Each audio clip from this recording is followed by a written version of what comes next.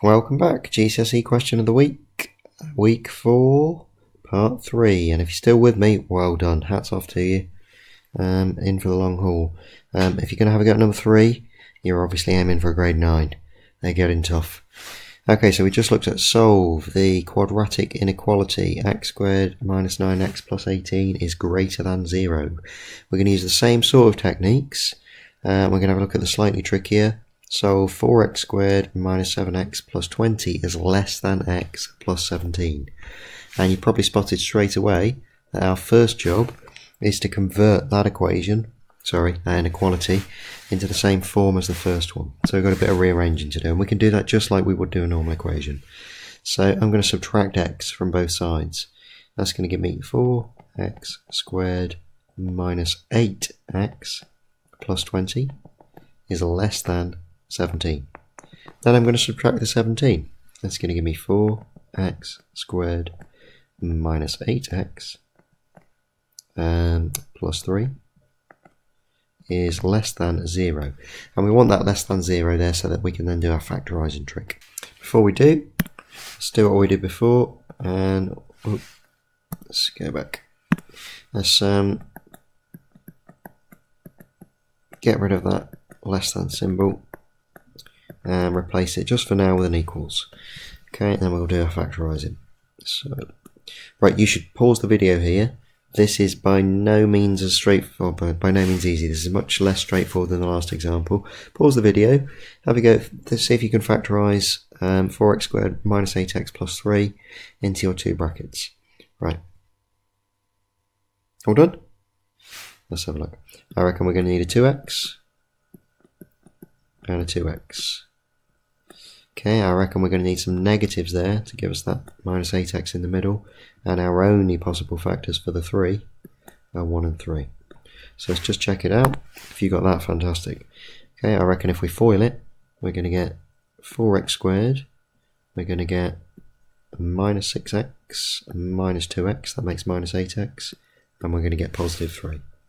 Alright, so we've factorised with 2x minus 1, 2x minus 3. And that was equal to 0.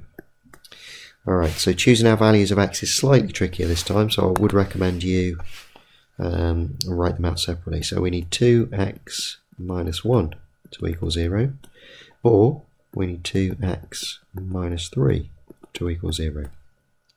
So that's going to give me 2x equals 1, so I reckon x is a half. Or it's going to give me 2x equals 3. So I reckon x equals 3 over 2. 1.5, 3 over 2. Alright, now those blue steps are going to make it much less likely that you make a mistake, so I would do those separately. Okay, so just like before, let's sketch a graph. So we need... Ooh, we're still in yellow. Let's go to black. So, what are we doing? We're plotting the graph of y equals, what was it? Y equals 4x squared minus 8x plus 3. So plotting that function as y equals 4x squared minus 8x plus 3, and we know that when x equals a half, or x equals 3 over 2, 1.5, then that function will equal 0. So y will be 0. That's where it cuts the y-axis. So we can plot a half, maybe that's there, and 1.5, it's going to be about there, 3 over 2, 1.5. And we know that it's 4x squared is positive 4x squared. So again, if it was a negative x squared coefficient, we get a sad parabola. But it's not. It's a positive one, we get a smiley. So we need a smiley parabola that cuts the x-axis at x equals a half, and cuts the x-axis again at x equals 1.5, 3 over 2. Alright, so at both those points, the value of the function, or the y value, is 0. That's where it cuts the x-axis. Right, let's go back to our inequality. So we are looking for, where is 4x squared minus 8x plus 3 less than 0.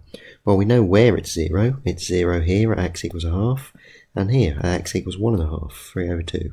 So where will it be less than 0?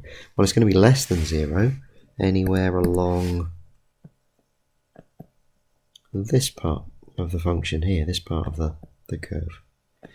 Alright, so what about the x values there? Well, this time it's looking like we want anywhere where x is greater than a half, and anywhere where x is less than 1.5, 3 over 2.